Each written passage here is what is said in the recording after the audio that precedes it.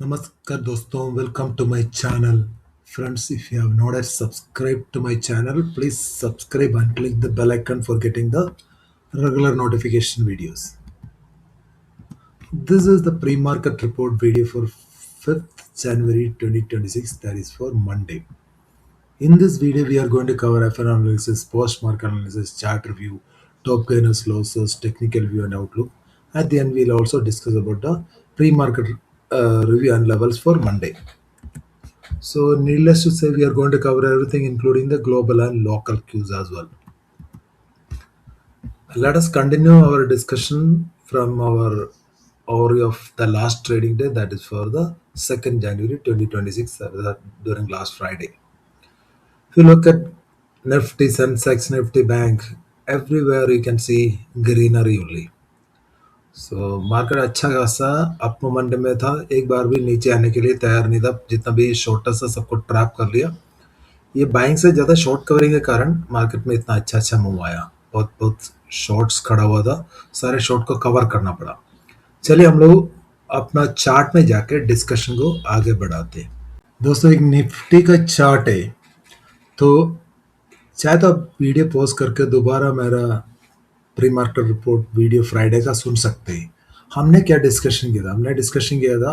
मैंने क्लियरली आप लोगों को बोला था अपना चार्ट में एक पैरेलल चैनल बनाने के लिए बोला. मैंने बोला कोई भी साइड ये ब्रेकआउट या ब्रेकडाउन करते उसी डायरेक्शन के लिए आप फुल डे मूव करने के लिए मैंने अपना मार्केट व्यू भी बता दिया था. चाहे तो आप चेक कर सकते हैं. लेवल के बाद मैंने बोला कोई भी डायरेक्शन मार्केट मूवमेंट करते उसी डायरेक्शन में ट्रेड करने के लिए रेडी हो जाना.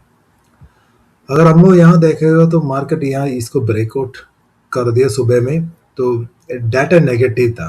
एफएनओ डाटा नेगेटिव था क्योंकि रिटेलर बहुत बड़ा बुलिश पोजीशन लेके खड़ा हुआ था. तो इन लोगों ने क्या कर दिया, मार्केट खुलते ही एक डिप डाल दिया. ये 2618 तक आ गया. इसी डिप में जितना भी रिटेलर का बुलिश पोजीशन से डर के मारे वो लोग निकल गया. तो उन लोगों को ये डर आ गया क्योंकि एकदम 20, 50, 100 EMA को तोड़ दिया. 200 EMA की तरफ जा रहा था. तो कोई भी है, किसी को हिम्मत नहीं रहता इतना, जब टूट जाते वो लोग फर्स्ट कैंडल में निकल गया. ऐसे लोग निकल गया. प्रोस ने सबसे बहुत बड़ा शॉर्ट कर रखा. प्रोस अपना शॉर्ट को कवर कर दिया. तो उसके बाद क्या है, मार्केट अप मोमेंटम में चला गया. एक बार भी 20 EMA को तोड़ा ही नहीं है.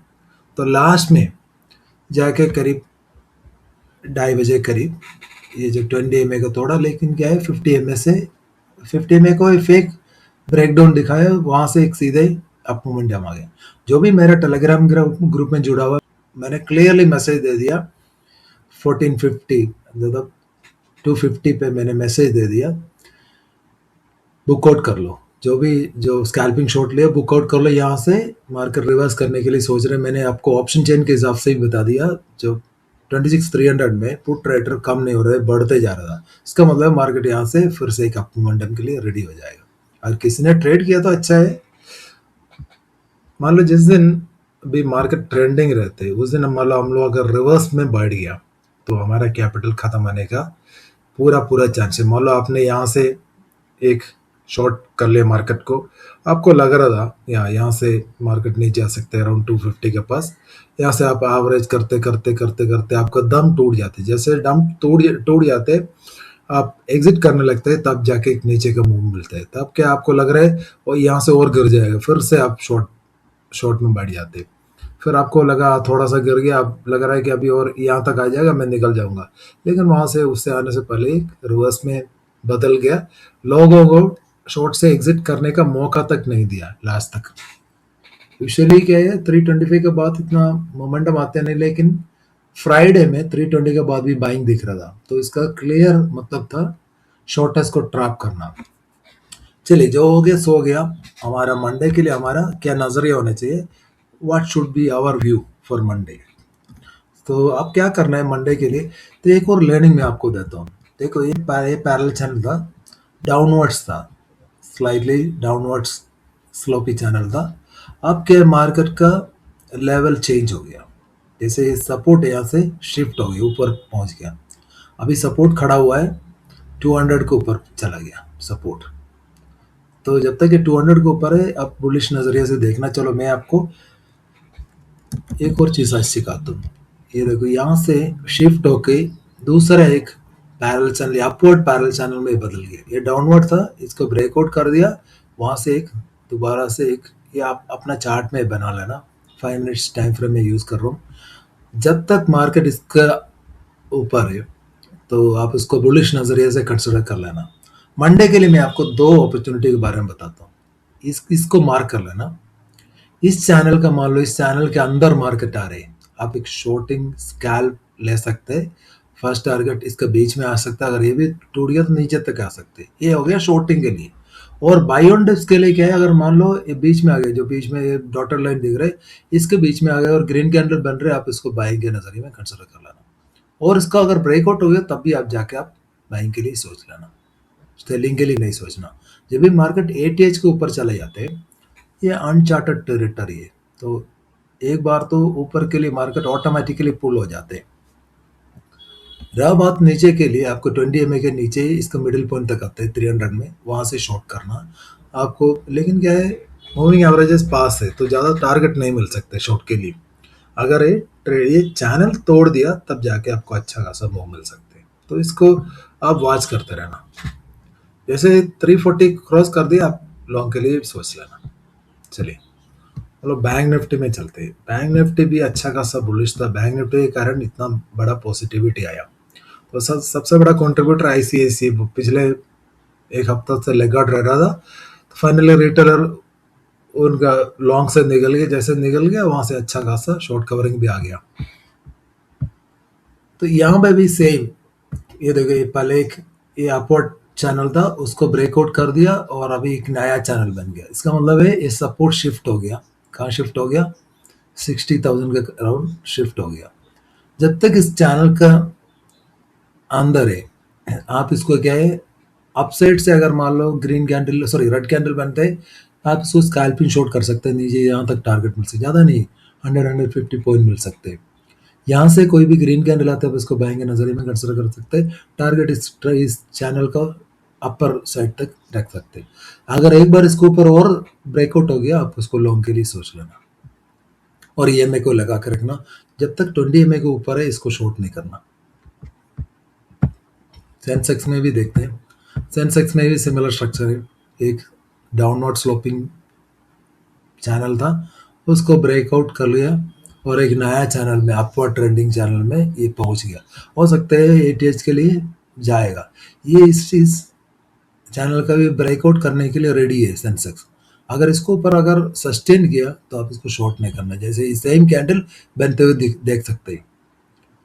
डाउन के लिए क्या है, इस चैनल को ब्रेक डाउन होने चाहिए, तो अराउंड 600 के नीचे अच्छा खासा आपको एक 100-200-300 पॉइंट का डाउन मूव मिल सकते हैं, तो इसको नज़र रख लेना। मिड कैप निफ्टी में चलते हैं। मिड कैप निफ्टी अच्छा खासा बुलिश मोमेंटम में चल रहे हैं। मैं 5 मिनट्स टाइम फ्रेम में आपको दिखाता हूँ। ये देखो अच्छा खासा बुलिश मोमेंटम में चल रहा है। जब तक ये 20 MA के ऊपर है इसको शॉर्ट नहीं कर सकते। अगर ये 20 MA के नीचे आ गए तब जाके आप शॉर्ट कर सकते हैं। मान लो ये 20 या 50 MA से सपोर्ट ले रहे हैं, आप उसको बाई ऑन डिप्स का स्ट्रैटेजी में बाई कर सकते हैं। लेकिन क्या फर्स्ट हाफ के बाद इसको बाइंग के लिए सोचना नहीं। इंडिया विक्स में देखते हैं। इंडिया विक्स हमने किया लास्ट वीडियो में क्या डिस्कशन किया, बोला कि इंडिया विक्स बढ़ना चाहिए, तो वैसे हो रहा है, लेकिन इंडिया विक्स स्लोली बढ़ रहे हैं। हो सकता है ये लोग एक इंडिया विक्स में बड़ा मूव हमारा ट्यूसडे के लिए रिजर्व कर रखा है। ट्यूसडे होगा निफ्टी का expiry, so it is possible that during Nifty expiry, Indevix can spike maybe up to 10.5, around 8 to 10 percentage on a single day for a directional profit booking. तो इसके ऊपर ध्यान रखना। हम ट्यूसडे में ऑप्शन चेन के analysis करते तब उसमें ज़्यादा डिस्कशन करेंगे। चलिए हम लोग अपना शीट पे वापस चलते हैं। तो इंडिया विक्स को देखते रहना। इंडिया विक्स में मान लो India VIX, if it is India VIX is going up, then don't sit on long position. उसी टाइम प्रॉफिट बुक करने का टाइम आ गया तो समझ लेना। सबसे बड़ा कंसर्न है यूएसडी आईएनआर। तो हम लोग बोलते हैं we are the fastest growing economy, लेकिन क्या है, जितना भी फास्टेस्ट ग्रोइंग इकोनॉमी है उन लोगों को करेंसी स्ट्रेंथन होते जा रहे हैं, लेकिन हमारा उल्टा चल रहा है। तो इसका मतलब है कुछ गड़बड़ है, या हमारा डाटा में कुछ कमी है, या हमारा इकोनॉमिक वीकनेस है, कुछ तो गड़बड़ है। आरबीआई ने इतना ज़्यादा डॉलर को सेल कर दिया रुपये को बचाने के लिए, अभी एक टाइम आ गया, आरबीआई ने बोल दिया कि अभी आगे जाके हम लोग डॉलर सेल नहीं करेंगे, रुपये चाहे तो 100 तक जाना दो। जब तक रुपये में स्ट्रेंथ नहीं आते, हम इस बुलिशनेस को मान नहीं सकते, तो कभी भी प्रॉफिट बुकिंग आ सकते हैं। और एफआईए का बात है, एफआईए चाहते हैं कि मार्केट को टॉप में ले जा करके अपना प्रॉफिट बुक करने के लिए वो लोग भी सोच रहे हैं। तो इसी कारण के अगर मान लो और वीक हो जाते हैं मंडे को रुपये, तब जाके क्या है, हमें एक मेटल सेक्टर में और बैंकिंग में एक प्रॉफिट बुकिंग देखने को मिल सकता है। हो सकता है मंडे ट्यूसडे में आ जाएगा। क्रूड में थोड़ा सा गिरावट है। अभी क्या है, क्रूड जब तक 50 टू 100 के ऊपर नहीं जाते आप इसको लॉन्ग नहीं करना, जब तक 50 टू 100 का नीचे सेल ऑन राइस का जरिए में इसको देख लेना। गोल्ड में थोड़ा सा गिरावट आया, तो क्योंकि इतना बड़ा रैली के बाद एक तो छोटा मोटा तो एक रिट्रेसमेंट बनते हैं, लेकिन सिल्वर अभी भी मानने के लिए तैयार नहीं। सिल्वर अभी भी 70 के नीचे जाने के लिए तैयार ही नहीं है, अकाउंट $70। तो अभी क्या है, थोड़ा सा कंसोलिडेशन फेज में चल रहे, तो ज़्यादा इसमें बेट नहीं कर सकते, अभी अवॉइड ही करना ठीक है। इम्पोर्टेंट डाटा हमारा सर्विस ग्लोबल मैन्युफैक्चरिंग पीएमआई का डाटा आया, एक्सपेक्टेशन से नीचे है, लेकिन मार्केट इसके ऊपर कोई रिएक्शन दिया नहीं, क्योंकि बुलिश मोमेंटम चल रहा, तो वो बुलिश मोमेंटम कंटिन्यू रखा। हमेशा देखना, जब भी नेगेटिव डाटा आते हैं हमारा मार्केट पॉजिटिव बन जाते हैं, जब ये डाटा पॉजिटिव आ जाते हैं तो नेगेटिव मोमेंटम देखने को मिल सकता है, एक दो दिन के बाद ही ये पॉजिटिविटी आ जाती है। ये सब ऑपरेटर का खेल है, हमारे मार्केट में ऑपरेटर ने कब्जा कर रखा है। फॉरेक्स सर में एक्सपेक्टेशन से थोड़ा सा बढ़कर आया, लेकिन इसके ऊपर मार्केट कभी रिएक्शन देते नहीं है। और यूएस में क्या हुआ था, यूएस में इसलिए प्रॉफिट बुकिंग आया, उनका सर्विस, उनका जो ग्लोबल मैन्युफैक्चरिंग पीएमए एक्सपेक्टेशन था 51.8, उसके मुताबिक है, लेकिन क्या है, पिछले महीने से कम आया, तो इसके चलते यूएस मार्केट में थोड़ा सा वीकनेस देखने को मिला है। चलिए, lot of lot of our subscribers were asking me to explain the FNO data once again in detail so that it can take out their confusions. जो भी नया इस चैनल में जुड़ा हुआ है उन लोगों के लिए मैं बताता हूँ how to read this data. Thursday means last to last trading day. Friday means last trading day. Total means what positions carried out by the market participants, retailers, DIA, FA and pros for Monday. सो यहाँ जहाँ जहाँ भी जो red दिख रहे वो selling है, जहाँ जहाँ दैट मीन्स ये बेयरिश पोजीशंस है, जहाँ जहाँ ग्रीन दिख रहे वो सब है बुलिश पोजीशंस है, बाइंग पोजीशंस है। चलिए हम लोग इंडेक्स फ्यूचर से चलते हैं। इंडेक्स फ्यूचर में चलेगा तो रिटेलर ने 12,000 कॉन्ट्रैक्ट सेल कर दिया, लेकिन अभी भी इनका 1 लाख के ऊपर इंडेक्स फ्यूचर लॉन्ग है। डीए ने 2,000 कॉन्ट्रैक्ट्स बाई किए, उसका भी 41,000 कॉन्ट्रैक्ट्स लॉन्ग में खड़ा हुआ है। FA has covered around 13,680 contracts, तो उसके चलते हुए उसका शॉर्ट्स घटते हुए पहुंच गए 1.3 लाख, पर उसने हल्का सा सेलिंग किया। This data is mixed bullish. Index call में रिटेलर बहुत बड़ा सेलिंग कर दिया, 2.24 लाख कॉल को भेज दिया, तो this data is ultra bullish data. बाकी जितना प्रोस ने 1.69 लाख बाई किया, एफ ए भी 54,000 का लॉन्ग ऐड कर दिया। तो अभी क्या है, रिटेलर का 3.33 लाख इंडेक्स कॉल शॉर्ट है और उतना क्वांटिटी प्रोस और एफ ए का लॉन्ग है, तो ये this data is ultra bullish data. तो इसके चलते हुए क्या हो सकता है, मान लो कोई भी डिप आते हैं इनिशियल में, तो आप इसको बाइंग के नजरिए में कंसिडर कर सकते हैं, क्योंकि इतना इन लोगों का कॉल खड़ा हुआ है तो वो प्रॉफिट वही बुक करेगा। इंडेक्स पुट का डाटा, यहाँ पे भी रिटेलर लॉन्ग ऐड करते जा रहे हैं 1.17 लाख, तो उसका इंडेक्स पुट शॉर्ट घटते हुए पहुंच गए 1.7 लाख। टीए का कोई ज़्यादा क्वांटिटी है नहीं है। एफए और डीए दोनों इंडेक्स पुट सेल करते जा रहे, और देखने का बात है प्रोस का लॉन्ग से शॉर्ट में पहुंच गया। This is very good for market, so this data is also next bullish. Stock future में स्टॉक फ्यूचर में ज़्यादा कारोबार नहीं दिख रहे। प्रॉस ने कुछ 22,000 सेल कर दिया।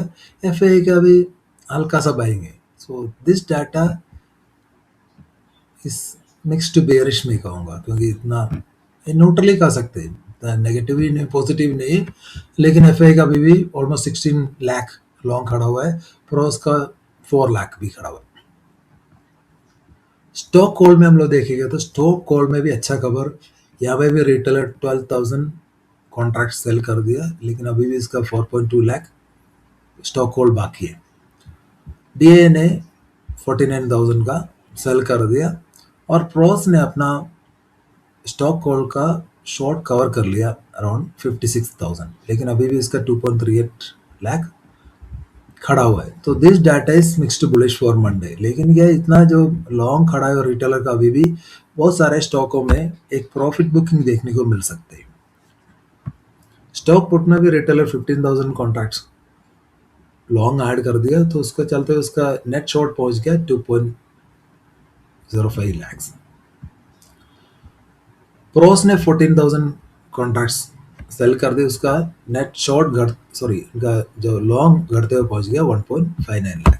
This data is also mixed bullish, लेकिन क्या है स्टॉक कॉल और स्टॉक पुट में रिटेलर का अभी भी बहुत बड़ा बुलिश पोजीशंस खड़ा हुआ है। तो हो सकता है बहुत सारे स्टॉकों में मार्केट भला ही ऊपर जाएगा, लेकिन बहुत सारे स्टॉकों में प्रॉफिट बुकिंग देखने को मिल सकते हैं। तो if I wanted to conclude the overall F and O summary, retailers are ultra bearish in index options and mixed bearish in stock options. FA and pros are ultra bullish in index options and mixed bullish in stock options. Cash market का data दोनों भाई लोग DA और FA दोनों by करते जा रहे हैं, और जितना भी सेलिंग है रिटेलर ने किया होगा। टॉप गेनर्स में if you look around lot of stocks in the top gainer category, and especially the auto sector, metal sector, and you can also see the financial stocks, banking and financial में अच्छा खासा rally है। Monday के लिए क्या ध्यान रखना है, मेटल सेक्टर में अभी और बुलिश नहीं जाना। मान लो हिंडाल्को वगैरह में और भी अगर मान लो कोई भी अप मोमेंटम आ जाते, आप उसको स्कैल्पिंग शॉर्ट कंसिडर कर सकते हैं। और जितना भी फाइनेंशियल स्टॉक्स है, और फाइनेंशियल स्टॉक में भी अगर मान लो बैंकिंग में नहीं, फाइनेंशियल स्टॉक में कोई भी बाउंस आते, आप उसको सेलिंग के नज़रिए कंसिडर कर सकते हैं। और जितना भी ऑटो सेक्टर वगैरह में और ज़्यादा बुलिश होने की ज़रूरत नहीं। ऑटो सेक्टर में चाहे तो अगर और अप मोमेंटम आ गया तो सेलिंग के नज़रिए कंसिडर कर लेना। और डिफेंस सेक्टर को अभी शॉर्ट करना ही नहीं, इंक्लूडिंग बेल वगैरह। टॉप लॉजर में मैंने बोला था कल आईटीसी के बारे में हमने बात किया था, आईटीसी में फिर से वीकनेस आ गया। कोटक बैंक और एक्सिस बैंक को शॉर्ट नहीं करना, क्योंकि ये ऑपरेटर ड्रिवन स्टॉक्स है। कोटक और एक्सिस बैंक कभी भी ऊपर जा सकते हैं। कोई चाहे तो अगर इंडिगो में कोई भी अप मोमेंटम आते हैं, आप उसको सेलिंग के नज़रिए में कंसिडर कर सकते हैं। आयशर मोटर में भी मान लो कोई भी बाउंस आते हैं, आप उसको फर्स्ट हाफ में सेलिंग का नजरिए कंसिडर कर सकते हैं। स्टॉकों में इतने ध्यान रखना, बाकी क्या है जितना वॉल्यूम आप चेक कर लेना, जहाँ जहाँ हेवी वॉल्यूम से अगर उसमें कोई भी बाउंस आते हैं तो उसको सेलिंग के नजरिए में कंसिडर कर लेना। सेम है टॉप गेनर में भी हेवी वॉल्यूम्स जहाँ है और उसमें डिप आते हैं, उसको बाइंग के नजरिए कंसिडर कर लेना। चलो, let's also look at our technical view and outlook for Monday. We'll start from Nifty. Nifty till the time it is holding about 26,300, we cannot short. अगर एक बार 26,300 टूट गया तो शॉर्ट कर सकते हैं। 50 पॉइंट्स का टारगेट देख लेना। एक बार 26,200 टूट गया तब जाके अच्छा खासा डाउन मूव आपको मिल सकते हैं। लॉन्ग्स के लिए 26,340 के ऊपर ही लॉन्ग कंसिडर करना। एक बार एटीएच के ऊपर चलेगा तो अनचार्टेड टेरिटरी में फर्स्ट टारगेट 26,390 फॉलोड बाय 440 तक मिल सकते हैं। तो एक और है, अगर मान लो 26,400 से कोई भी रेड कैंडल बनते हैं, आप वो स्कैल्पिंग शॉर्ट भी कंसिडर कर सकते हैं। मेरा व्यू है जब तक 20 के ऊपर है आप लॉन्ग लॉन्ग के लिए सोच लेना, इसके नीचे ही शॉर्ट के लिए सोच लेना। पीसीआर ओवरसोल्ड टेरिटरी 1.64 के पास पहुंच गया, ओवरबॉट टेरिटरी में पहुंच गया। तो एक तो डिप तो बनता है, तो हो सकता है अगर मान लो गैप अप खुल गया और 26,400 तक पहुंच गया, एक तो एक डिप आएगा पीसीआर एडजस्ट करने के लिए। नहीं तो क्या है, थोड़ा देर है लोग इसको एक रेंज में मूव करके पीसीआर को एडजस्ट कर देगा। तो इसके ऊपर देखते रहना। बैंक निफ्टी में 60-150 के नीचे एक स्कैल्पिंग शॉट कर सकते हैं 60,000 तक। 60,000 टूट गया तब जाके अच्छा खासा डाउन मूव मिल सकते हैं। लॉन्ग्स के लिए 60-200 के ऊपर ही लॉन्ग कंसिडर करना, 60-500 तक टारगेट मिल सकते हैं। तो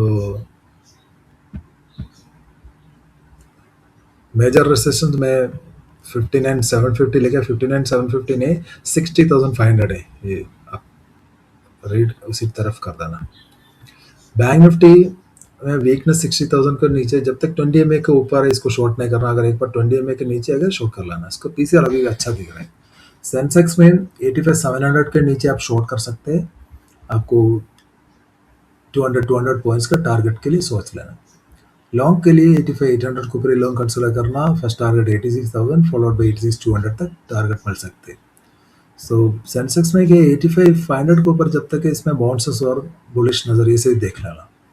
तो ये भी स्लाइटली ओवरसोल्ड टेरिटरी में अगर 20 का तोड़ दिया नीचे तब जाके शॉर्ट कर लेना। मिड कैप अच्छा खासा पॉजिटिविटी में चल रहे हैं, 3970 के नीचे शॉर्ट कर लेना, आपको फर्स्ट टारगेट 930 फॉलोड बाई 870 तक मिल सकते हैं। लॉन्ग्स के लिए 14,000 के ऊपर ही सोच लेना, 14,100 तक टारगेट मिल सकते हैं। मिड कैप में 20 के ऊपर जब तक इसको शॉर्ट नहीं करना, इसका भी पीसीआर अच्छा दिख रहा है मुझे। तो मंडे के लिए हमारा our tone is likely to be cautiously bullish as Nifty is ready for it each। एक ही कंसर्न है कि ओवर बोट पीसीआर है, तो इसलिए मैं cautiously bullish लिखा। तो view a buy on dips during the first half as FNO data is bullish। Some profit booking would seen in some stocks because of the retailers ultra bullish longs in stock calls। Strategy go with the market trend and avoid shorts till the time it is holding about 20 अगर एक बार 20 तोड़ दे तब जाके scalping shot इधर उधर मिलेगा। नहीं तो क्या, जब तक जो कोई भी डे पे आप इसको फर्स्ट हाफ में बाइंग के नजरिए कंसिडर कर लेना। If you look at global markets you can see Dow has recovered from negative and it is close almost 0.5% on the positive side.